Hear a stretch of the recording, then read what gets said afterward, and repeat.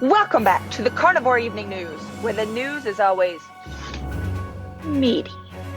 I'm your host, Kelly Hogan. It's World Carnivore Month, friends, and this year has been huge. People are counting their days, sharing their meaty meals, reaching out for advice, documenting, tagging, hashtagging, and creating meat tutorials. It is beautiful. It really is. So many people are giving up their carbs and reaching out for steak and eggs and bacon and butter. It's like the great meat revival up in here, y'all. Amen.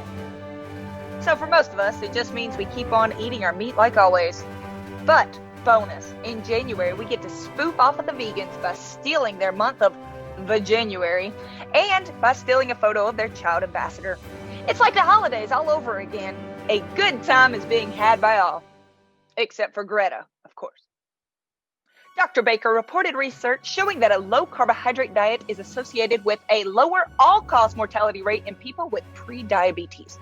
This study shows that people who have trouble with high blood sugar and who can't process sugars well should probably avoid sugar.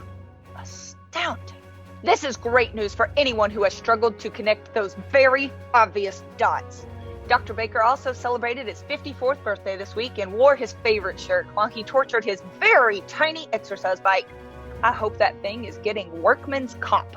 In fact, we'll go ahead and offer a moment of silence for Dr. Baker's exercise bike at this time. Thank you. Well. Every 5 years, the United States government announces their official dietary guidelines. And the USDA just announced that they have decided to examine the failing health of Americans and have decided to change absolutely nothing. The guidelines continue to encourage Americans to eat more carbs and to eat less meat. It continues to promote a plant-based diet.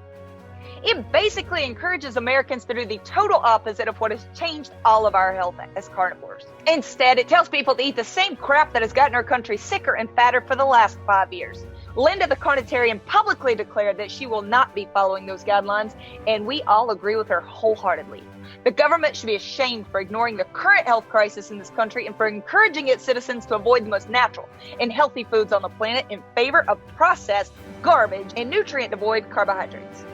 Unfortunately, these guidelines will not be re-examined until 2025. We can only hope that our word has spread by then and that the carnivore clinical trials have been funded in time to actually make a difference for the next time the government decides what we should eat.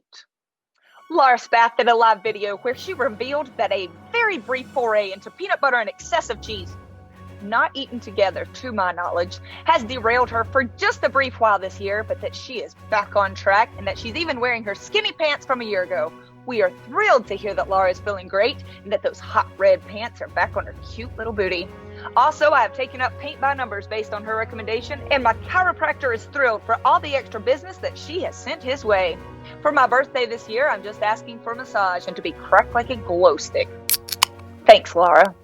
Steak and Butter Gal has posted no less than 500,000 of your egg puddings so far this month, folks. They're all pretty much the same, but I have to stop and look at each and every one. It's inexplicable, but I'm here for all of them. I need to see the egg puddings. Bella came on My Zero Carb Life recently to share how her breasts have grown and why she first gained weight on carnivore. And then we played a moving piano duet together. Tears were shed. So if you'd like to see the video, please swipe up or visit her page to find out how to join her Steak and Butter gang for extra carnivore support. Bella is sexy and smart and is a far better pianist than I am. Her dog Simba is also smarter than Otis. I can admit that, but she's also so freaking nice that I can manage to like her somehow. Dr. Ken Berry came on My Zero Carb Life to let people know how to rock out World Carnivore Month. He's funny and easy to understand, and he shared advice on how to get in touch with true hunger and gave some easy tips for beginner carnivores. Also, that video is on my channel. So seriously, watch it 5 times, 10 times. Quit your job. Give yourself more time to share the link, in fact. Do what you need to do. I'm pulling for you. Dr. Robert Vass released a video that finally put to death any doubts that we should be physically active, which is a bummer because I sincerely hate to exercise. But he let us know the many reasons that we should move our bodies and be active each day. He mentioned the more commonly known reasons, such as retaining muscle and flexibility. But he also went into some reasons I have never heard anyone else discuss. One of them being, when we think through ideas while moving, we are actually more likely to truly connect with our emotions and our thoughts. This is why you may remember memories from long walks on the beach or get your best ideas while you walk the dog. So be sure to get outside and move your body every day, whether you want to or not. You'll not only live longer, but you may actually remember some of it. And if you don't have a dog to walk, just take your spouse. Skip the leash. Unless they're into that kind of thing. Dr. Fit and Fabulous, Jamie Seaman, is getting leaner than ever for her Mrs. America competition. And what is she eating to do that? More veg? More treats? More cheese? No. Meat. She's cutting the crap and focusing on meat. Homegirl is looking fly. Jamie, we can't wait to see pictures of you on that stage representing all of us in the highest of heels and the biggest of lashes. And if possible, please pull a baby out of a vagina wearing full pageant gear while eating a steak. The internet needs this right now. And if anyone can do it, it's you. Amanda, aka Diary of a Shrinking Mommy, has joined many of us who are cutting the cheese. Not like that. But lots of us adapted carnivores are removing pasteurized cheese from our diets and are noticing positive effects. Amanda has rediscovered her cheekbones and is feeling some improvements in her digestion.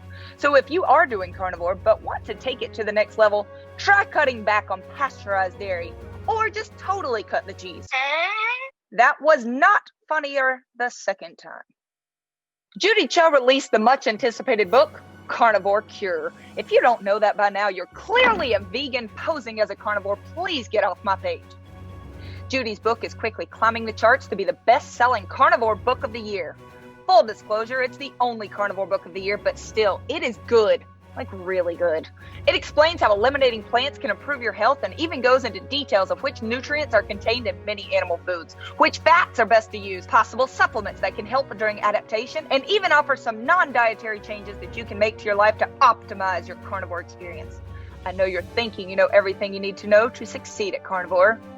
Eat meat. And that's true. But if you want to sound smarter as you try to convince vegans that this is in fact a real diet, just carry this book under your arm and you will immediately exude confidence and brilliance. It's worth every penny.